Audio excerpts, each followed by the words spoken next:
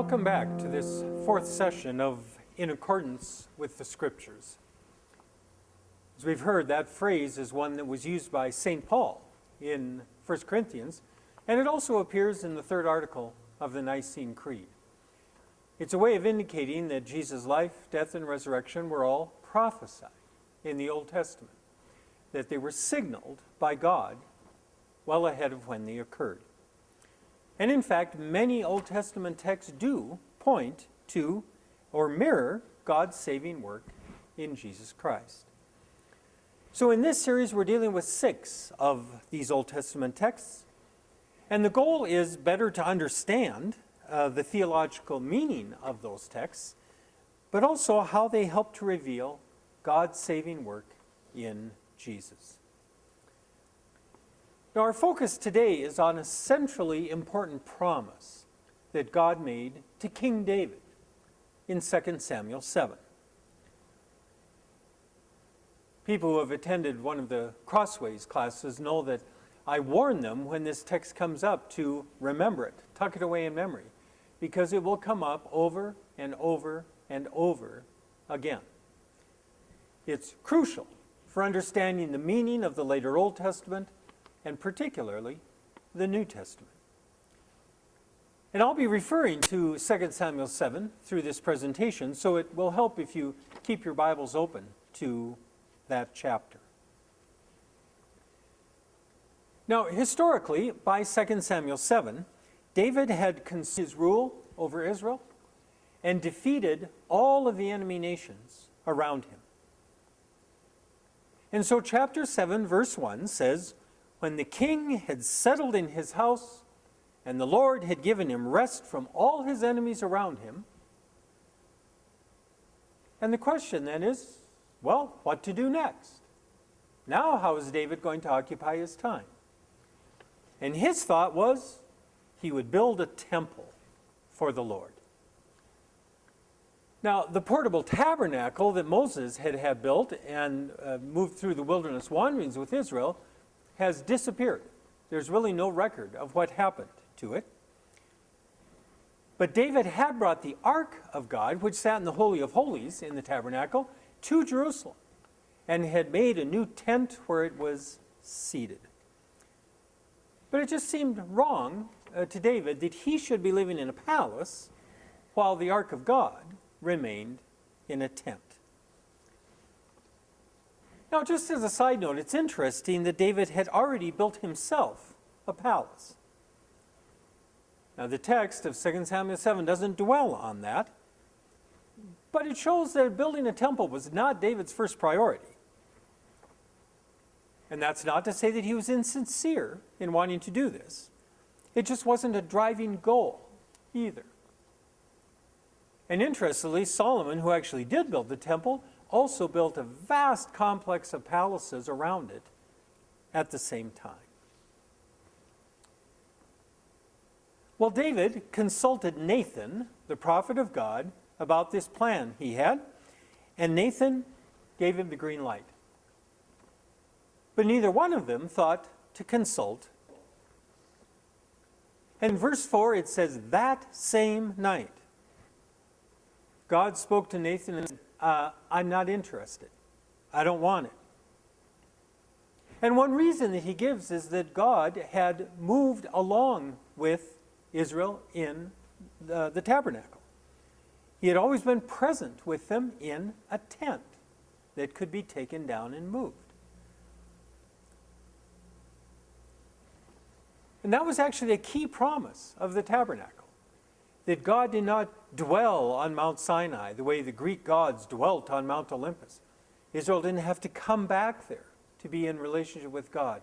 God dwelt in the midst of his people and moved along with them. And so a permanent temple wasn't that appealing to God.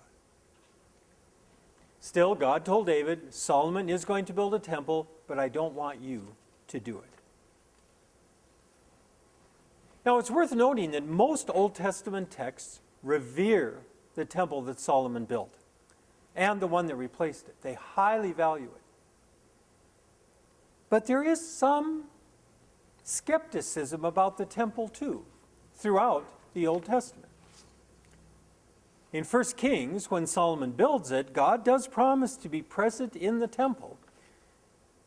But at the same time, he came with a sharp warning for Solomon to be faithful. Later, some prophets sharply criticized the temple and its practices. So it's no great surprise that God seems a bit hesitant about David's plans. But rather than criticizing or somehow punishing David, in place of his plan, God made a remarkable promise to David. And it can be traced through 2 Samuel 7 by 4 uses of the term house. Now, some English translations substitute other words for house and obscure this thread that runs through it. And doing that may help clarify the meaning of the text, but it disguises this structure in the text. So using the New Revised Standard Version, as I normally do, the 4 different uses of house start in 2 Samuel 7, verse 3, where David says, I live in a house of cedar. Well, there, a house means a palace. But in verse 5, he tells Nathan his plan that I want to build the Lord a house. Well, that means a temple. Then if you drop down to the end of verse 11, God tells David, the Lord will build you a house. Well, that means a dynasty. This use has nothing to do with buildings anymore. It's a metaphor. In fact, we still call monarchies houses, like the British monarchy is the House of Windsor. And then finally, way down in verse 18, David says, what is my house that I should be so blessed? That refers to David's ancestry. And remember, his father, Jesse, was a shepherd around Bethlehem. And there's no hint that he was any kind of a power player before Samuel came and anointed David as king at God's direction. Well, of these 4 uses of house in 2 Samuel 7, the third is by far the most important. First of all, this was a unilateral promise from God to David. Again, in the Crossways study, Dr. Harry Wendt, the author, calls it a covenant of divine commitment. God simply committed himself to this promise. That's in contrast to a covenant of human obligation, like the Sinai covenant, where God made Israel the chosen people, but then said, okay, here's the law. You shall have no other gods. Don't take my name in vain. So in 2 Samuel 7, this is just pure promise on God's part that asks nothing in return from David. But second, this promise God made to David said that his house or dynasty would last forever. If you look in verse 16, your house and kingdom shall be made sure forever before me. Your throne shall be established forever. I mean, that's quite a promise.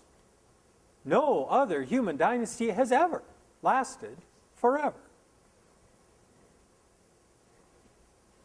And that was just the problem, of course, because David's dynasty didn't last forever either.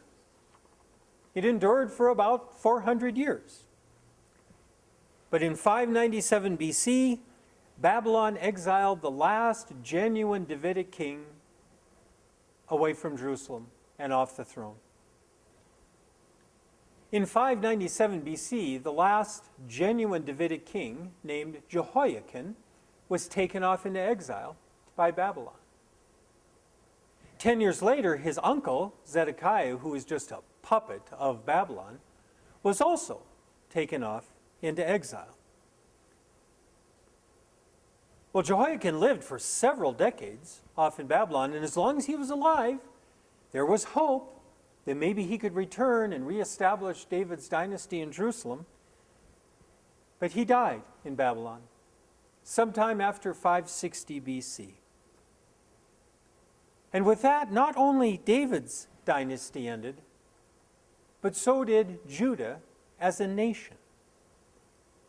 It now became just a province of one foreign empire after another. And even when, starting in 164 BC, the Jewish people ruled themselves for about 100 years, they didn't reestablish the Davidic dynasty during that time. The ruling families were called the Hasmoneans, and they were not descended from David. Well, then in 63 BC, the Roman Empire came in and conquered the Hasmoneans. Judah again became a province, and Israel was not an independent nation again until 1948, when the modern state of Israel was founded. Well, all those centuries of domination and oppression raised a pressing question. What ever happened to God's promise to David about a perpetual dynasty? I mean, the logical conclusion is that he changed his mind, called it off. And that was not impossible. I mean, the Jewish people were incorrigible idolaters. The prophets accused them of constantly breaking God's law. In fact, that's why God finally exiled them out of the promised land. So it'd be no great shock if God also annulled the covenant that he made with David. Except, remember that God's promise to David was unconditional and unilateral. God didn't make it contingent on anything that David did. He just promised him. And so the Jewish people knew that God would not just renege on a promise like that. And so even with no earthly evidence around them, they hung on to the hope that somehow, some way, someday, a new son of David would come to the throne. Now, at first, they expected just a regular king of a newly liberated Judah to come to the throne. But as that hope faded, the dreams for this new king kept expanding. He became larger than life in their imagination. One sent directly from heaven who would rule the whole earth. And a welter of various expectations for this figure arose and vied with one another in the minds of the chosen people. One example of those magnified hopes comes in Isaiah chapter 11. Chapter starts out with a description of any ruler who had a lot of integrity and took his job seriously. But then suddenly it turns into the picture of a final ruler who will exercise judgment on all nations of the earth. And then that's followed by a vision of the peaceable kingdom, where there is no predator-prey anymore. All is at peace. It's like the Garden of Eden again. Well, this hoped-for superhuman ruler came to be called the Messiah. Messiah means anointed, or the anointed one in Hebrew. The title Christ means exactly the same thing, except in Greek. And that's because kings in Israel and Judah were not crowned, but anointed with a kind of heavy oil when they were put on the throne. And so the anointed one, Messiah, Christ, had a distinctly royal aspect to it. And the Messiah was expected then to save the chosen people from all of her enemies. He would make Israel the head of all nations on earth, and all peoples would stream to Jerusalem to worship the God of Israel there. Well, as the centuries rolled on, various figures claimed to be, or were thought perhaps to be, the Messiah. And in fact, all four gospel accounts explicitly claim that Jesus was that figure, the Messiah. Luke especially says so clearly in the Annunciation to Mary or in the Christmas texts. During Jesus' earthly ministry, many people suspected or wondered if he might be, in fact, the Messiah. And on Palm Sunday, when the crowd shouted, "Hosanna to the Son of David, blessed is he who comes in the name of the Lord," that was distinctly royal, messianic language. They all thought Jesus must be going to Jerusalem to reestablish David's throne. But that presented two problems for the people and for Jesus. For the people, the problem was that Jesus never tried to be a new David. Never raised an army, never started a revolution, never played politics. And that made the people question if he was the real deal or not. In fact, it's the basis for one theory for why Judas Iscariot betrayed him. The thinking goes that Judas was trying to force Jesus' hand into starting the rebellion and getting it going. So he betrayed him in the hands of his enemies. But when Jesus stood silently and went to the cross, Judas's plan completely collapsed. For the religious and political leaders, the problem was if Jesus would, in fact, start a rebellion. See, Rome hated any kind of revolt, and everyone that came up, they crushed like a bug. And for the chief priests and the scribes and the elders, they had a very delicate arrangement with their Roman overlords. If they could keep the peace, Rome would let the temple stand and not interfere. And the Jewish leaders saw the temple as absolutely essential to Judaism. And they feared that if Jesus or anybody else would spark a rebellion, Rome would come in and destroy the temple. And that they could not abide. And that's why the Jewish and Roman leaders combined together to execute Jesus. But that presented yet another problem for figuring out who Jesus is. See, in Deuteronomy 21, it says that anyone who hangs on a tree is cursed by God. Plus, in the Roman Empire, crucifixion was reserved for traitors, rebels, just slaves, the scum of the earth, were the ones who died by crucifixion. So how in the world could a crucified, cursed Jesus possibly be God's Messiah, the anointed one? I mean, this was a major theological hurdle that the earliest church had to overcome. But as Peter's sermon in Acts 2 makes clear, those early Christians knew that Easter was the key. By raising Jesus from the dead, God signaled his total approval of who Jesus was, what he said, what he did, including even his death on the cross. Beyond that, when Jesus rose from the dead, he defeated the power of death. And then he ascended into heaven to serve at God's right hand forevermore. And with that, and only then, God's promise to David in 2 Samuel 7 was finally, completely fulfilled. The resurrection proved that Jesus was the Messiah, the Son of David. He freed all people not from earthly enemies, but from sin, death, the devil, and condemnation. And because he was raised from the dead, he would never die again. And so, as a descendant of David, validated by God the Father as the Messiah, Jesus now would reign forever. And as the son of David, David's dynasty now would last forever, just as God had promised.